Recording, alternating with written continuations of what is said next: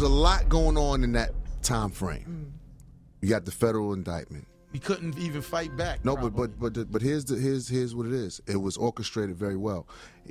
He was a part of the juggernauts at that moment. Eminem, Dre, they were very, very big in what they were doing as well. In this video, we will delve into the tragic fate and rise and fall of one of the most influential rappers of the late 1990s and early 2000s, Ja Rule, career and breakthrough. In order to understand the sensational rise of Ja Rule, we must first delve into his early life and upbringing. Jeffrey Bruce Atkins, known to the world as Ja Rule, was born on February 29, 1976, in Hollis, Queens, New York City. Growing up in a neighborhood known for its rough streets and tough reputation, Ja Rule faced numerous challenges from an early age. Ja Rule's family background played a significant role in shaping his character and love for music. His mother, Deborah Atkins, was a healthcare worker, while his father, William Atkins, was a social worker. Despite their modest means, Ja Rule's parents instilled in him the importance of hard work, determination, and the pursuit of his dreams. From a young age, Ja Rule showed a natural talent for music. He was influenced by the sounds of hip-hop and R&B that permeated the streets of his neighborhood. Inspired by artists like LL Cool J, Run DMC, and Rakim, Ja Rule began writing his own rhymes and honing his skills as a rapper. However, Ja Rule's early life was not without its hardships. Growing up in a neighborhood plagued by violence and crime, he witnessed the harsh realities of street life firsthand. These experiences would later find their way into his music, adding an authentic and gritty edge to his lyrics. Despite the challenges he faced, Ja Rule remained focused on his passion for music. He attended public school 134 in Hollis, where he would often participate in talent shows and showcase his lyrical ability. It was during these early performances that Ja Rule began to develop his unique style and stage presence. As Ja Rule entered his teenage years, he found solace in music, using it as an outlet to express his emotions and experiences. He would spend hours writing and practicing his rhymes, honing his craft and perfecting his delivery. It was during this time that he adopted the stage name Ja Rule, a moniker that would soon become synonymous with his explosive and captivating performances. Ja Rule's talent and dedication did not go unnoticed. In the early 1990s, he caught the attention of local record producer Irv Gotti, who recognized his potential and signed him to his newly formed label, Murder Inc. Records. This marked the beginning of a partnership that would shape Ja Rule's career and propel him to stardom. With the support of Murder Inc. Records, Ja Rule began recording and releasing music, steadily building a buzz within the hip-hop community. His raw and authentic style resonated with audiences, and he quickly gained a loyal following. It was clear that Ja Rule was destined for greatness. In 1999, Ja Rule released his debut album, Veni Vidi Vici, which showcased his lyrical prowess and storytelling abilities. The album was a critical and commercial success, peaking at number 3 on the Billboard 200 chart and solidifying Ja Rule's position as a rising star in the music industry. The success of Veni Vidi Vici opened doors for Ja Rule, leading to collaborations with renowned artists such as Jay-Z, DMX, and Christina Milian. His unique blend of rap and melodic hooks set him apart from his peers, and he quickly became a sought-after collaborator. As Ja Rule's star continued to rise, he faced a turning point in his career. In the early 2000s, he released a string of hit singles, including Holla Holla, Always on Time featuring Ashanti, and Mesmerize featuring Ashanti and Charlie Baltimore. These songs dominated the airwaves and solidified Ja Rule's status as a chart-topping artist. Ja Rule's early life and upbringing laid the foundation for his success. His experiences growing up in Hollis, Queens shaped his perspective and provided him with the drive to overcome obstacles. Through his music, Ja Rule would go on to captivate audiences around the world, leaving an indelible mark on the hip-hop industry. Ja Rule's raw talent and relentless work ethic caught the attention of industry insiders, leading to his first major record deal with Def Jam Recordings. It was here that he would release his debut album, Veni Vidi Vici, in 1999. Veni Vidi Vici showcased Ja Rule as a hardcore rapper, introducing him to the world with a raw and unapologetic energy. The album's title, which translates to I Came, I Saw, I Conquered in Latin, perfectly encapsulated Ja Rule's determination to make his mark in the music industry. One of the standout tracks from Veni Vidi Vici was the explosive collaboration It's Murder, featuring heavy hitters Jay-Z and DMX. This monumental hip-hop collaboration not only showcased Ja Rule's gritty and lyrical prowess, but also laid the groundwork for his future success. It's Murder became an instant hit, resonating with fans who were captivated by the raw energy and undeniable chemistry between Ja Ja Rule, Jay-Z, and DMX. The track's aggressive beats and hard-hitting lyrics solidified Ja Rule's reputation as a force to be reckoned with in the rap game. Collaborating with Jay-Z and DMX on It's Murda was a dream come true. It was a moment that showcased the power of unity in hip-hop and the impact we could make together. Alongside It's Murda, Veni Vedi Veci featured other notable tracks that showcased Ja Rule's versatility as an artist. Songs like Holla Holla and Daddy's Little Baby demonstrated his ability to blend melodic hooks with hard-hitting rap verses, creating a unique and captivating sound. Holla Holla served as Ja Rule's debut single and quickly climbed the charts, peaking at number 35 on the Billboard Hot 100. Its infectious beats and catchy chorus made it an instant fan favorite and laid the foundation for Ja Rule's future success. Holla Holla was my introduction to the world. It was the song that allowed me to showcase my style and connect with fans on a larger scale. I'll always be grateful for the support it received. With the release of Veni Vedi Veci,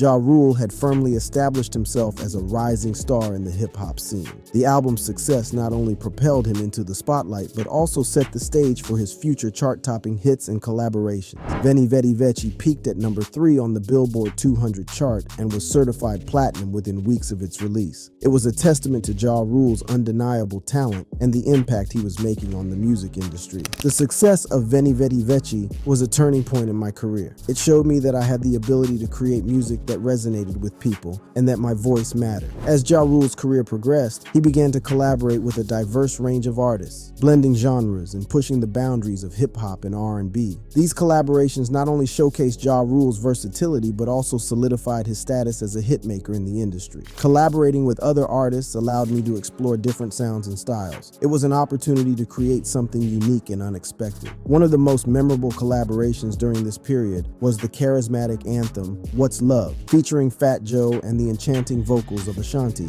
This timeless piece not only showcased Ja Rule's chemistry with fellow artists, but also encapsulated the essence of early 2000s hip-hop and R&B. What's Love interrogated the complexities of love over a rhythmic beat that sampled Tina Turner's classic What's Love Got to Do With It. The track became an instant hit, dominating the airwaves and solidifying Ja Rule's ability to create chart-topping hits. What's Love was a special collaboration for me. Working with Fat Joe and Ashanti was a dream come true, and the song's success exceeded all expectations. Another standout collaboration during this period was Between Me and You, featuring Christina Milian. This track showcased Ja Rule's ability to seamlessly blend rap and R&B, creating a melodic and infectious sound that resonated with audiences. Between Me and You climbed to number 11 on the Billboard Hot 100, further cementing Ja Rule's status as a certified hitmaker. The song's catchy hook and melodic beat captivated listeners and solidified Ja Rule's place in the mid-2000s music scene. Between Me and You was a turning point for me. It allowed me to showcase my versatility as an artist and connect with a wider audience. Ja Rule's collaborations weren't limited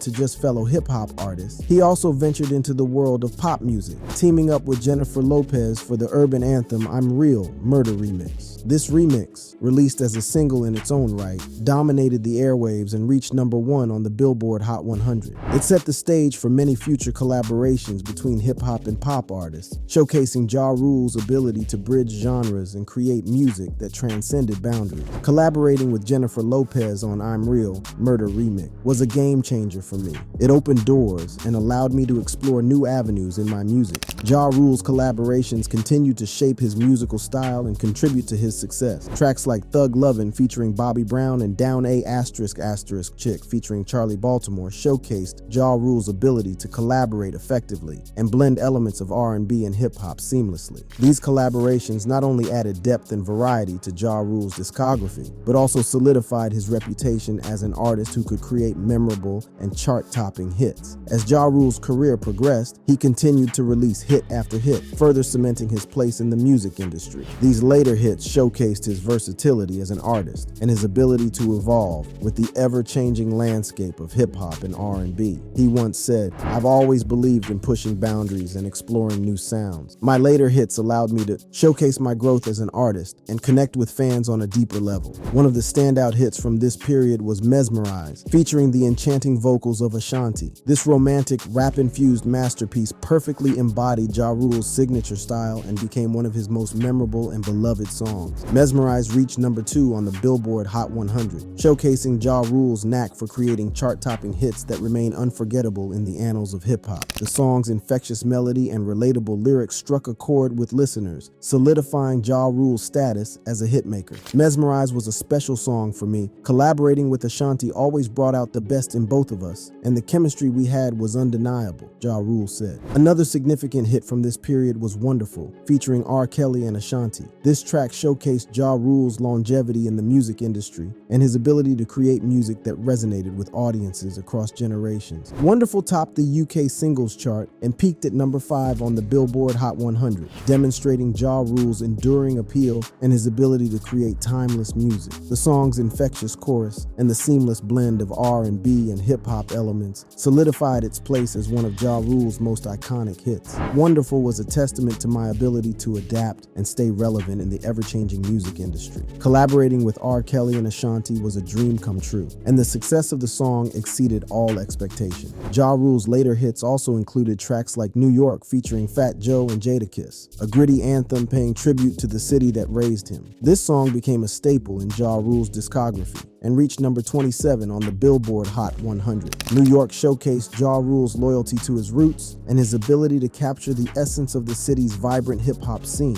It further solidified his status as a rap legend and a voice for the streets. As we reflect on Ja Rule's later hits, it's clear that they played a significant role in solidifying his status as a rap legend. Tracks like Mesmerize, Wonderful, and New York showcased his ability to create music that resonated with audiences and stood the test of time. Ja Rule's legacy as a rap legend is undeniable. His chart-topping hits and collaborations have left an indelible mark on the music industry, and his unique style continues to inspire artists to this day. As Ja Rule's career continued to flourish, so did the recognition for his talent and contributions to the music industry. In the later years of his career, he received a slew of awards and accolades that solidified his status as a prominent figure in hip-hop. Let's dive into some of the remarkable achievements Ja Rule received during this period. In 2003, Ja Rule was nominated for Best Male Hip Hop Artist at the BET Awards. This nomination showcased his enduring impact on the genre and his ability to consistently deliver chart-topping hits. Ja Rule's music resonated with fans around the world, and his nomination at the BET Awards was a testament to his continued success. The Source Awards, known for celebrating excellence in hip-hop music, also recognized Ja Rule's contributions. In 2003, he received a nomination for Male Artist of the Year. This nomination highlighted his influence and impact on the rap scene, solidifying his position as one of the genre's leading artists. Ja Rule's chart-topping success and ability to create memorable collaborations were acknowledged at the American Music Awards. In 2003, he received a nomination for Favorite Rap/Hip-Hop Male Artist. This nomination showcased his ability to connect with audiences and create music that resonated with fans of the genre.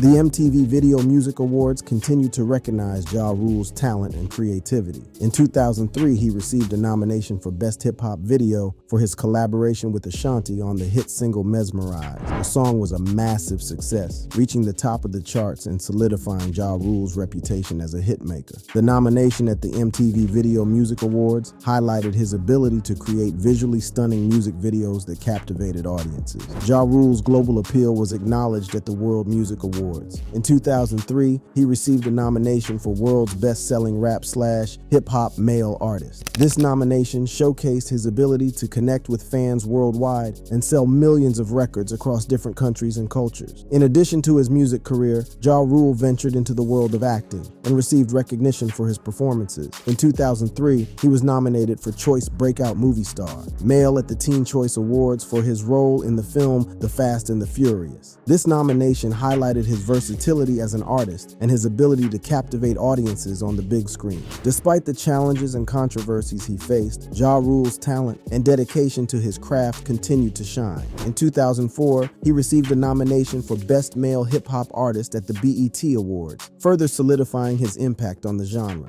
Ja Rule's contributions to the music industry were also recognized at the Billboard Music Awards. In 2004, he received a nomination for Top Rap Artist. This nomination showcased his ability to consistently deliver chart-topping hits and his enduring influence influence on the rap scene. These later awards and nominations were a testament to Ja Rule's resilience and his ability to overcome obstacles. Despite the ups and downs in his career, he continued to make music that resonated with audiences and garnered critical acclaim. Legal issues and controversies. While Ja Rule was enjoying immense success in the early 2000s, a storm was brewing on the horizon. It all started with a stolen chain that would ignite one of the most notorious feuds in hip-hop history, the beef between Ja Rule and 50 Cent. The origins of their feud remain somewhat murky, with both rappers offering different accounts. However, what is clear is that they both grew up in Queens and had connections to the same people. The tension between them began to escalate when Ja Rule's chain was stolen at gunpoint in 50 Cent's neighborhood, Southside Jamaica, Queens. According to Ja Rule, he was in the area because he knew people there and had spotted someone he knew named Troy, who accused him of sleeping with his girlfriend while he was incarcerated. Troy, armed with a gun, forced Ja Rule to hand over his chain. Ja Rule, feeling violated, sought help from his friend Kenneth Supreme McGriff, a former drug kingpin who had recently been released from prison. Supreme, known for his connections and influence in the streets, made a few phone calls and helped Ja Rule retrieve his chain. However, this incident would have lasting consequences for Ja Rule's street credibility and reputation. The beef between Ja Rule and 50 Cent intensified when 50 Cent released a diss track titled Life on the Line, aimed at Ja Rule and Murder Inc. Records. The track, which was supposed to be on 50 Cent's debut album Power of the Dollar, showcased 50 Cent's hunger and readiness to take on one of the hottest labels in the industry. The tension between the two rappers reached a boiling point during an incident at an Atlanta nightclub. Both Ja Rule and 50 Cent were scheduled to perform, and their managers attempted to mediate and find a resolution. However, during their conversation, Ja Rule, holding a baseball bat, made a gesture that made 50 Cent nervous. In response, 50 Cent swung at Ja Rule, sparking a massive brawl between their respective entourages. During the chaos, 50 Cent managed to snatch Ja Rule's chain, further humiliating him and escalating their feud. 50 Cent claimed that he had negotiated a deal with Ja Rule's people to return the chain in exchange for a bottle watch that had been stolen from Tony Yayo, a member of 50 Cent's crew. However, Ja Rule denied the existence of any such deal, dismissing it as a fabrication. The beef between Ja Rule and 50 Cent took a darker turn in March 2000. A confrontation at the Hit Factory Studios in New York City led to a violent altercation during which Ja Rule's Murder Inc. affiliate, Black Child, stabbed 50 Cent. Both Ja Rule and Black Child were arrested, but 50 Cent downplayed the incident, referring to the stab wounds as mere scratches. The feud between Ja Rule and 50 Cent continued to escalate, with diss tracks being exchanged and tensions running high. However, the turning point came when 50 Cent was shot 9 times outside his grandmother's house in Jamaica, Queens. Although Ja Rule was not directly involved in the shooting, rumors circulated that it was orchestrated by his friend Supreme in retaliation for 50 Cent's lyrics about him in a leaked track called Ghetto Quran. The shooting left 50 Cent hospitalized for several months, but it also fueled his determination to exact revenge on Ja Rule and Murder Inc. records. During his recovery, 50 Cent strategically plotted his comeback, signing a multi-million-dollar deal with Shady Aftermath Records and releasing a mixtape titled No Fear, No Mercy. The mixtape featured the breakout hit Wanksta, which climbed to number 13 on the Billboard chart. With Wanksta, 50 Cent proved that he could compete with Ja Rule in terms of record sales and popularity. The diss track, along with his debut album Get Rich or Die Trying, which sold a staggering 872,000 copies in its first week, solidified 50 Cent's position as the hottest rapper in the game. Meanwhile, Ja Rule's career began to decline. His fourth album, The Last Temptation, released in November 2002, debuted at number 4 on the Billboard chart, selling 237,000 copies in its first week. Although commercially successful, it failed to match the numbers of his previous albums and signaled a shift in his career trajectory. As 50 Cent's star continued to rise, Ja Rule faced further challenges. In 2003, the offices of Murder Inc. Records were raided by police due to their alleged connection to Supreme and money laundering for his drug ring. Although Ja Rule and Murder Inc. eventually beat the case, the label's reputation was tarnished, and their main artist was constantly targeted by some of the biggest names in the industry.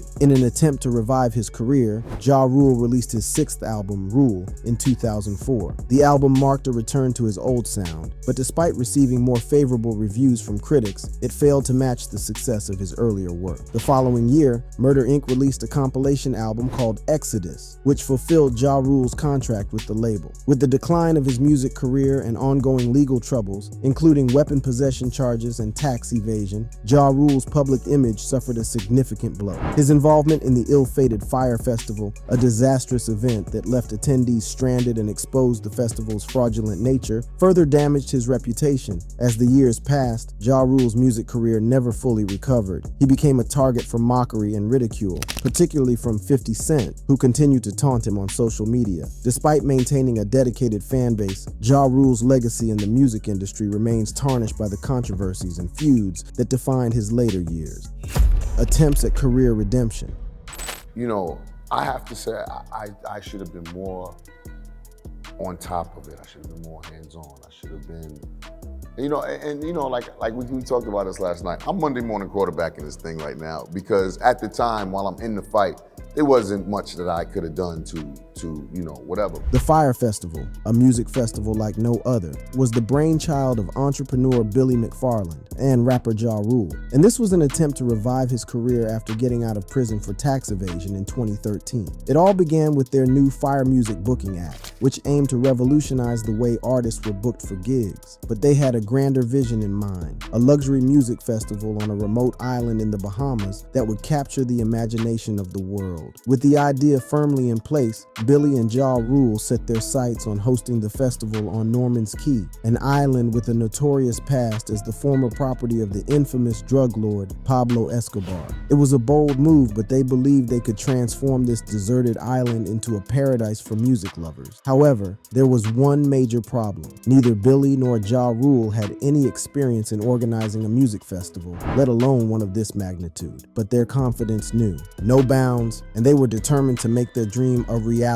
With just 8 weeks to plan and execute the festival, the clock was ticking. Most music festivals take at least 12 months to organize, but Billy and Ja Rule were undeterred by the tight timeline. They assembled a team of producers, marketers, and event planners, all working tirelessly to bring their vision to life. The first step was to create buzz and generate excitement around the festival. They knew they needed big names and influencers to endorse their event, so they reached out to top supermodels and influencers like Bella Hadid, Emily Ratajkowski, and Hailey Bieber, who were more than happy to lend their star power to the project. A promotional video was shot on the pristine beaches of the Bahamas, featuring these stunning models frolicking in the crystal clear waters. The video showcased the allure of the island, promising an experience like no other. It was a visual feast that captivated the world and set the stage for what was to come. But the promotional video was just the beginning. Billy and Ja Rule had a master plan to create a social media frenzy. They paid influencers hefty sums of money to post an orange square on Instagram, tagging the Fyre Festival account and using the hashtag #FyreFestival. It was a calculated move to generate maximum exposure and create a sense of urgency among potential attendees. The strategy worked like a charm. The orange square flooded Instagram feeds, catching the attention of millions. The allure of a luxury music festival, complete with private jets, beachfront villas, and meals prepared by celebrity chefs, was too enticing to resist. The world was captivated, and the tickets started selling like hotcakes. Within a short span of time, all the tickets were sold out. An estimated 5,000 people had secured their spot at the festival, eagerly anticipating an unforgettable experience. The tickets ranged from a couple of $100s to several thousand, depending on the level of luxury and exclusivity desired. But little did these ticket holders know what awaited them on that fateful weekend in April 2017.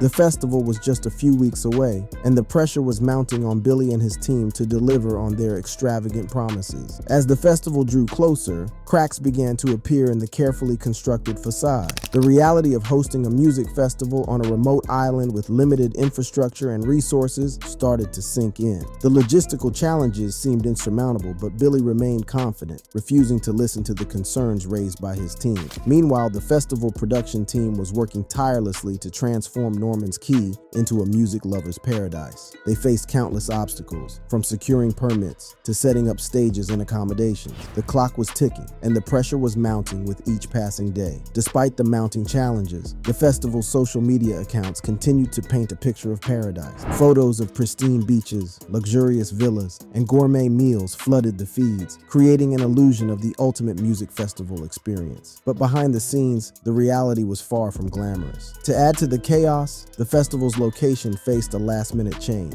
The owners of Norman's Key canceled the lease after the promotional video mentioned Pablo Escobar's name, despite strict instructions not to do so. With just 6 weeks left until the festival, Billy and his team had to scramble to find a new location. After several failed attempts, they managed to secure a permit for the island of Great Exuma. However, this new location was far from the luxurious private island they had promised. It was an abandoned development site with no buildings or villas in sight. But rather than being transparent about the change, they decided to Photoshop images to make it appear as if it were a private island paradise. As the festival date approached, the pressure on Billy and his team intensified. They had oversold the beachfront villas and lodge tent packages, leaving hundreds of guests without a place to stay. The festival production team urged Billy to cut the influencers from the guest list since they weren't paying for their accommodations. But Billy was adamant about their attendance, refusing to listen to reason. With only a few weeks left, the festival faced yet another setback. The entire food catering service was fired due to budget constraints. This left the team scrambling to find a replacement just a week before the event. The challenges seemed insurmountable, but Billy remained determined to make the festival a success. As the festival drew nearer, questions started pouring in from ticket holders. They wanted to know flight information, details about their accommodations, and what to expect during the festival. But the festival's social media accounts remained silent, failing to provide the much-needed answers. Frustration and confusion began to mount among the attendees. Despite the mounting challenges and unanswered questions, Billy and his team pressed on, determined to deliver the luxury music festival they had promised. But little did they know that their grand vision was about to collide with the harsh reality of their lack of experience and the logistical nightmare they had created.